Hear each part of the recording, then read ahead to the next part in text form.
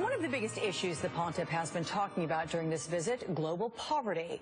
Joining me now, LeCompte. He is the executive director of the Jubilee USA network and advises the Vatican on global poverty. And Eric, with a welcome to you. We've heard this Pope speak about the poor almost everywhere he goes. In fact, here's what he said at the UN Friday. The poorest are those who suffer most from such offences for three serious reasons. They are cast off by a society, forced to live of what is discarded, and suffer unjustly from the consequences of the abuse of the environment. So as you heard him there, he makes the connection between the environment and what happens to the poor as a result. Do you think his message is being received, it's being transmitted, and people are getting it? I think people are getting his message, and certainly he's altered his message very specifically for the American people so they can hear it. You know, generally, the central theme of this Holy Father's papacy is that we must all build an economy where no one is left behind. And when he talks about the environment, when he talks about peace, when he talks about migration, he connects it all to economic issues. When we joined him at the White House and at Congress, his central theme was we must protect the vulnerable. We must address inequality.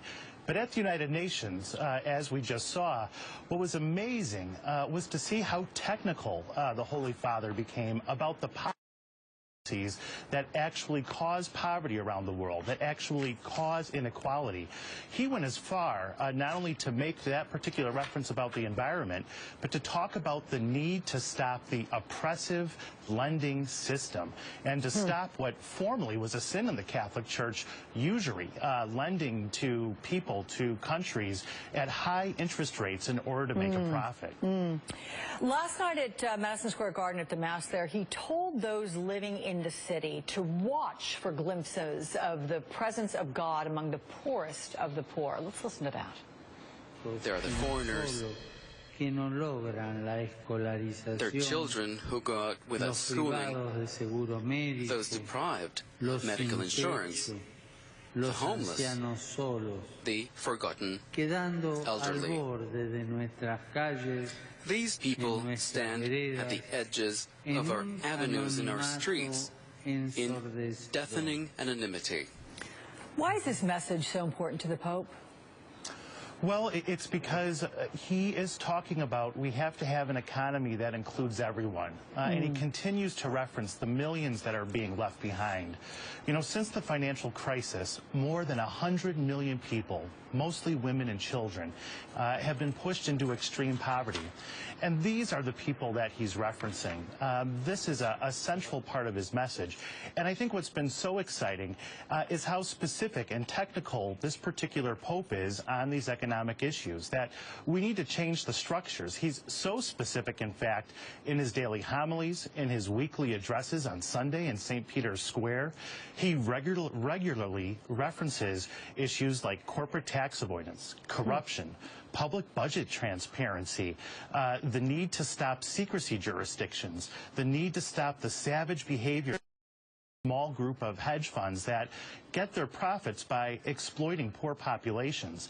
I mean, he's a popular Pope with a popular message, but what really makes the Holy Father very unique is how specific and technical he's getting, as he did at the United Nations yesterday. Yeah, and I know your organization, Erica, focuses on debt relief for the impoverished. I mean, you're listening to all of these particular details that come from the Pope routinely, but my question is, what impact have you seen in terms of debt relief in helping the poor? Well, there are impacts, and I have to say, watching him yesterday was one of the most inspiring moments of my entire life. To hear what he was saying at the United Nations. Our organization, Jubilee USA Network, was founded by Pope John Paul II and other religious leaders, Jews and Christians all over the world, in the great debt crisis, where the #1 reason that countries were dealing with inequality, just like today, according to the International Monetary Fund, was because of their sovereign debt. And so Pope John Paul II urged us to win debt relief. And since our campaign began, we have won more than $130 billion of debt relief for the world's poorest countries. Yeah. And by international law, that money has to go into building schools and hospitals in Africa, in the poorest parts of the world.